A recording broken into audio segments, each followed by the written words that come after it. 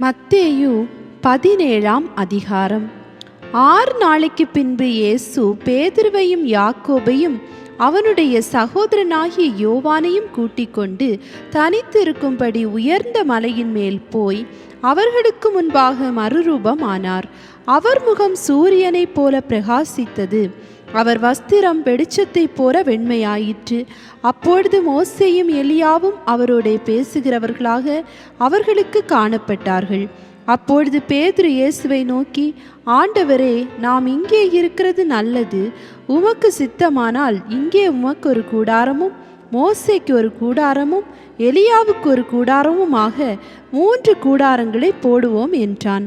அவன் பேசுகையில், இதோ ஒளியுள்ள ஒரு மேகம் அவர்கள் மேல் நிழலிட்டது. இவர் என்னுடைய நேசகுமாரன், இவரில் பிரியமாயிருக்கிறேன், இவருக்கு செவி கொடுங்கள் என்று அந்த மேகத்திலிருந்து ஒரு சத்தம் உண்டாயிற்று. சீஷர்கள் அதை கேட்டு முகங்குப்புற விழுந்து மிகவும் பயந்தார்கள். அப்பொழுது இயேசு வந்து அவர்களை தொட்டு, எழுந்திருங்கள், பயப்படாதேயுங்கள் என்றார். அவர்கள் தங்கள் கண்களை ஏறெடுத்து பார்க்கையில் இயேசுவை தவிர வேறொருவரையும் காணவில்லை. அவர்கள் மலையிலிருந்து இறங்குகிற போது இயேசு அவர்களை நோக்கி, மனுஷகுமாரன் மரித்தோர்ந்து எழுந்திருக்கும் வரைக்கும் இந்த தரிசனத்தை ஒருவருக்கும் சொல்ல வேண்டாம் என்று கட்டளையிட்டார். அப்பொழுது அவருடைய சீஷர்கள் அவரை நோக்கி, அப்படியானால் எலியா முந்தி வர வேண்டும் என்று வேதபாரகர் சொல்லுகிறார்களே, அதெப்படி என்று கேட்டார்கள். இயேசு அவர்களுக்கு பிரதியுத்தரமாக, எலியா முந்தி வந்து எல்லாவற்றையும் சீர்படுத்துவது மெய்தான். ஆனாலும் எலியா வந்தாயிற்று என்று உங்களுக்கு சொல்லுகிறேன். அவனை அறியாமல் தங்கள் இஷ்டப்படி அவனுக்கு செய்தார்கள். இவ்விதமாய் மனுஷகுமாரனும் அவர்களால் பாடுபடுவார் என்றார். அவர் யோவான் ஸ்நானானை குறித்து தங்களுக்கு சொன்னார் என்று சீஷர்கள் அப்பொழுது அறிந்து கொண்டார்கள். அவர்கள் ஜனங்களிடத்தில் வந்தபோது ஒரு மனுஷன் அவரிடத்தில் வந்து அவர் முன்பாக முழங்கால் படியிட்டு, ஆண்டவரே, என் மகனுக்கு இரங்கும். அவன் சந்திரரோகியாய் கொடிய வேதனைப்படுகிறான். அடிக்கடி தீயிலும் அடிக்கடி ஜலத்திலும் விழுகிறான். அவனை உம்முடைய சீஷர்களிடத்தில் கொண்டு வந்தேன். அவனை சொஸ்தமாக்க அவர்களால் கூடாமற் போயிற்று என்றான். இயேசு பிரதியுத்தரமாக, விசுவாசமில்லாத மாறுபாடுள்ள சந்ததியே, எதுவரைக்கும் நான் உங்களோடு இருப்பேன்? எதுவரைக்கும் உங்களிடத்தில் பொறுமையாயிருப்பேன்? அவனை என்னிடத்தில் கொண்டு வாருங்கள் என்றார். இயேசு பிசாசை அதட்டினார். உடனே அது அவனை விட்டு புறப்பட்டது. அந்நேரமே அந்த இளைஞன் சொஸ்தமானான். அப்பொழுது சீஷர்கள் இயேசுவினிடத்தில் தனித்து வந்து, அதை துரத்திவிட எங்களால் ஏன் கூடாமற் போயிற்று என்று கேட்டார்கள். அதற்கு இயேசு, உங்கள் அவிசுவாசத்தினாலே தான். கடுகு விதையளவு விசுவாசம் உங்களுக்கு இருந்தால் நீங்கள் இந்த மலையை பார்த்து, இவ்விடம் விட்டு அப்புறம் போ என்று சொல்ல அது அப்புறம் போம். உங்களால் கூடாத காரியம் ஒன்றுமிராது என்று மெய்யாகவே உங்களுக்கு சொல்லுகிறேன். இந்த ஜாதி பிசாசு ஜெபத்தினாலும் உபவாசத்தினாலுமே அன்றி மற்றெவ்விதத்தினாலும் புறப்பட்டு போகாது என்றார். அவர்கள் கலிலேயாவிலே சஞ்சரிக்கும் போது இயேசு அவர்களை நோக்கி, மனுஷகுமாரன் மனுஷர் கைகளில் ஒப்பு கொடுக்கப்படுவார். அவர்கள் அவரை கொலை செய்வார்கள். ஆகிலும் 3ஆம் நாளிலே உயிர்த்தெழுந்திருப்பார் என்றார். அவர்கள் மிகுந்த துக்கமடைந்தார்கள். அவர்கள் கப்பர்நகூமில் வந்தபோது வரிப்பணம் வாங்குகிறவர்கள் பேதுருவினிடத்தில் வந்து, உங்கள் போதகர் வரிப்பணம் செலுத்துகிறதில்லையா என்று கேட்டார்கள். செலுத்துகிறார் என்றான். அவன் வீட்டிற்குள் வந்தபோது அவன் பேசுகிறதற்கு முன்னமே இயேசு அவனை நோக்கி, சீமோனே, உனக்கு எப்படி தோன்றுகிறது? பூமியின் ராஜாக்கள் தீர்வையையும் வரியையும் தங்கள் பிள்ளைகளிடத்திலோ அந்நியரிடத்திலோ யாரிடத்தில் வாங்குகிறார்கள் என்று கேட்டார். அதற்கு பேதுரு, அந்நியரிடத்தில் வாங்குகிறார்கள் என்றான். இயேசு அவனை நோக்கி, அப்படியானால் பிள்ளைகள் அதை செலுத்த வேண்டுவதில்லையே? ஆகிலும் நாம் அவர்களுக்கு இடரலாய் இராதபடிக்கு நீ கடலுக்கு போய் தூண்டில் போட்டு முதலாவது அகப்படுகிற மீனை பிடித்து அதன் வாயை திறந்து பார். ஒரு வெள்ளிப் பணத்தை காண்பாய். அதை எடுத்து எனக்காகவும் உனக்காகவும் அவர்களிடத்தில் கொடு என்றார். மத்தேயு 18ஆம் அதிகாரம். அவ்வேளையிலே சீஷர்கள் இயேசுவினிடத்தில் வந்து, பரலோக ராஜ்யத்தில் எவன் பெரியவனாயிருப்பான் என்று கேட்டார்கள். இயேசு ஒரு பிள்ளையை தம்மிடத்தில் அழைத்து அதை அவர்கள் நடுவே நிறுத்தி, நீங்கள் மனம் திரும்பி பிள்ளைகளைப் போல் ஆகாவிட்டால் பரலோக ராஜ்யத்தில் பிரவேசிக்க மாட்டீர்கள் என்று மெய்யாகவே உங்களுக்கு சொல்லுகிறேன். ஆகையால் இந்த பிள்ளையைப் போல தன்னை தாழ்த்துகிறவன் எவனோ அவனே பரலோக ராஜ்யத்தில் பெரியவனாய் இருப்பான். இப்படிப்பட்ட ஒரு பிள்ளையை என் நாமத்து நிமித்தம் ஏற்றுக்கொள்கிறவன் என்னை ஏற்றுக்கொள்கிறான். என்னிடத்தில் விசுவாசமாய் இருக்கிற இந்த சிறியரில் ஒருவனுக்கு இடரல் உண்டாக்குகிறவன் எவனோ அவனுடைய கழுத்தில் ஏந்திர கல்லை கட்டி சமுத்திரத்தின் ஆழத்திலே அவனை அமிழ்த்துகிறது அவனுக்கு நலமாய் இருக்கும். இடரல்களின் நிமித்தம் உலகத்துக்கு ஐயோ, இடரல்கள் வருவது அவசியம். ஆனாலும் எந்த மனுஷனால் இடரல் வருகிறதோ அவனுக்கு ஐயோ. உன் கையாவது உன் காலாவது உனக்கு இடரல் உண்டாக்கினால் அதை தரித்து எறிந்து போடு. நீ 2 கையுடையவனாய் அல்லது 2 காலுடையவனாய் நித்திய அக்கினியிலே தள்ளப்படுவதை பார்க்கலும் சப்பானியாய் அல்லது ஊனனாய் நித்திய ஜீவனுக்குள் பிரவேசிப்பது உனக்கு நலமாயிருக்கும். உன் கண் உனக்கு இடரல் உண்டாக்கினால் அதை பிடுங்கி எறிந்து போடு. 2 கண்ணுடையவனாய் எரிநரகத்தில் தள்ளப்படுவதை பார்க்கலும் ஒற்றை கண்ணனாய் ஜீவனுக்குள் பிரவேசிப்பது உனக்கு நலமாயிருக்கும். இந்த சிறியரில் ஒருவனையும் அற்பமாய் எண்ணாதபடிக்கு எச்சரிக்கையாய் இருங்கள்.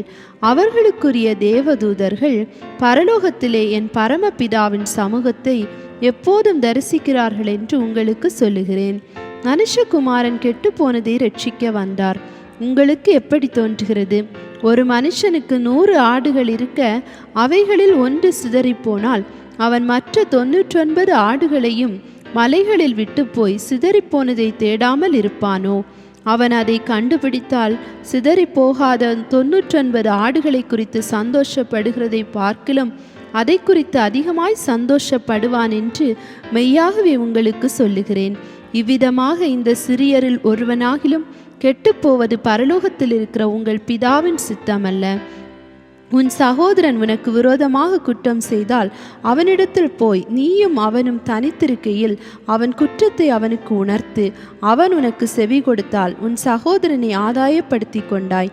அவன் செவி கொடாமற் போனால் 2-3 சாட்சிகளுடைய வாக்கினாலே சங்கதிகளெல்லாம் நிலைவரப்படும்படி 2 உன்னுடனே கூட்டிக் கொண்டு போ. அவர்களுக்கும் அவன் செவி கொடாமற் போனால் அதை சபைக்கு தெரியப்படுத்து. சபைக்கும் செவி கொடாதிருப்பானானால் அவன் உனக்கு அஞ்ஞானியைப் போலவும் ஆயக்காரனைப் போலவும் இருப்பானாக. பூலோகத்திலே நீங்கள் எவைகளை கட்டுவீர்களோ அவைகள் பரலோகத்திலும் கட்டப்பட்டிருக்கும். பூலோகத்திலே நீங்கள் எவைகளை கட்டவிழ்ப்பீர்களோ அவைகள் பரலோகத்திலும் கட்டவிழ்க்கப்பட்டிருக்கும் என்று மெய்யாகவே உங்களுக்கு சொல்லுகிறேன்.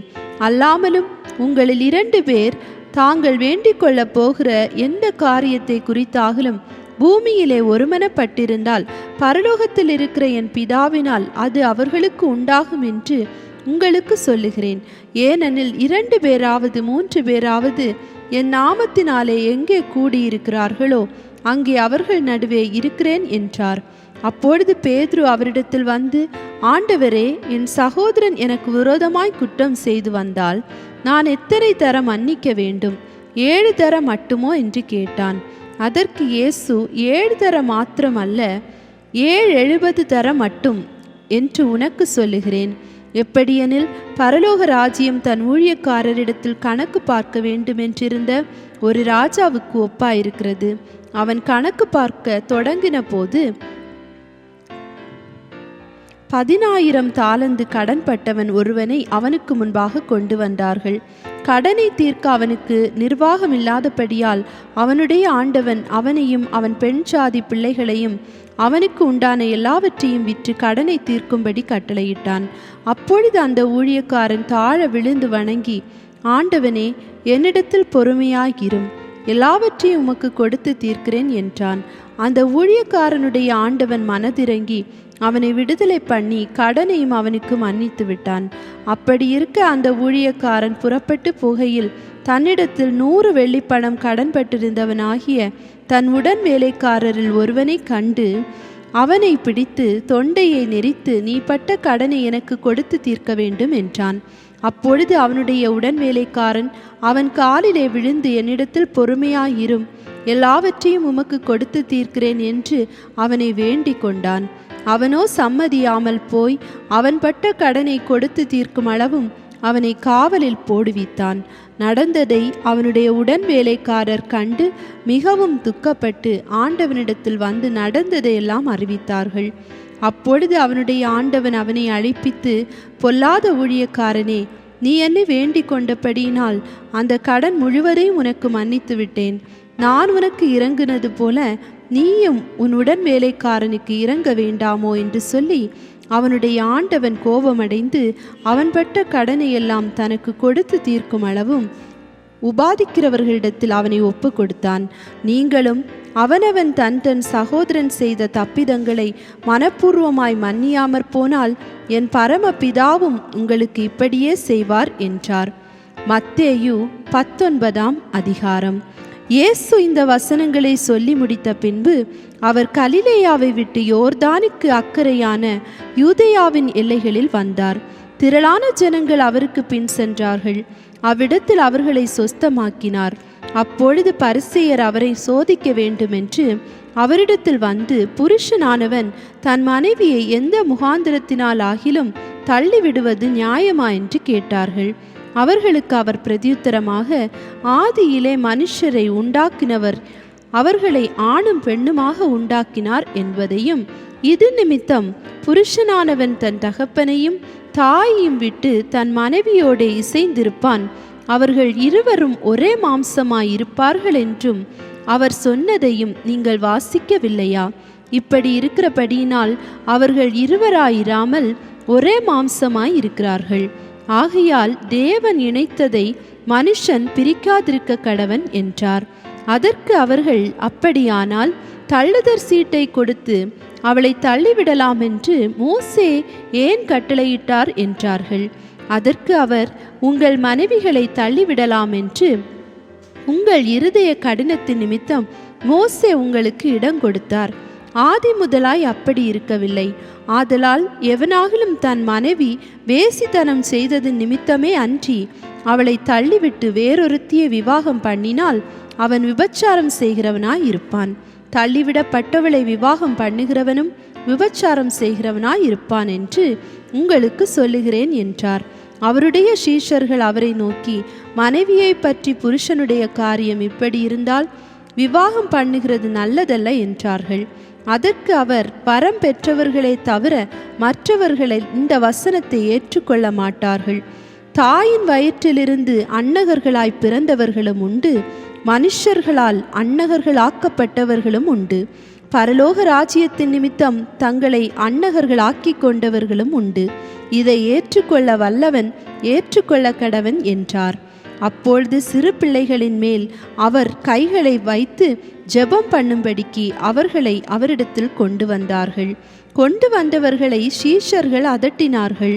இயேசுவோ, சிறு பிள்ளைகள் என்னிடத்தில் வருகிறதற்கு இடம் கொடுங்கள், அவர்களை தடை பண்ணாதிருங்கள், பரலோக ராஜ்யம் அப்படிப்பட்டவர்களுடையது என்று சொல்லி அவர்கள் மேல் கைகளை வைத்து பின்பு அவ்விடம் விட்டு புறப்பட்டு போனார். அப்பொழுது ஒருவன் வந்து அவரை நோக்கி, நல்ல போதகரே, நித்திய ஜீவனை அடைவதற்கு நான் எந்த நன்மையை செய்ய வேண்டும் என்று கேட்டான். அதற்கு அவர், நீ என்னை நல்லவன் என்று சொல்வானேன்? தேவன் ஒருவர் தவிர நல்லவன் ஒருவனும் இல்லையே. நீ ஜீவனில் பிரவேசிக்க விரும்பினால் கற்பனைகளை கைக்கொள் என்றார். அவன் அவரை நோக்கி, எவைகளை என்று கேட்டான். அதற்கு இயேசு, கொலை செய்யாதிருப்பாயாக, விபச்சாரம் செய்யாதிருப்பாயாக, களவு செய்யாதிருப்பாயாக, பொய் சாட்சி சொல்லாதிருப்பாயாக, உன் தகப்பனையும் உன் தாயையும் கனம் பண்ணுவாயாக, உன்னிடத்தில் நீ அன்பு கூறுவது போல பிறனிடத்திலும் அன்பு கூறுவாயாக என்பவைகளையே என்றார். அந்த வாலிபன் அவரை நோக்கி, இவைகளெல்லாம் என் சிறு வயது முதல் கை கொண்டிருக்கிறேன், இன்னும் என்னிடத்தில் குறைவென்ன என்றான். அதற்கு இயேசு, நீ பூரண சற்குணனாய் இருக்க விரும்பினால் போய் உனக்கு உண்டானவைகளை விற்று தரித்திரருக்கு கொடு, அப்பொழுது பரலோகத்தில் உனக்கு பொக்கிஷம் உண்டாயிருக்கும், பின்பு என்னை பின்பற்றி வா என்றார்.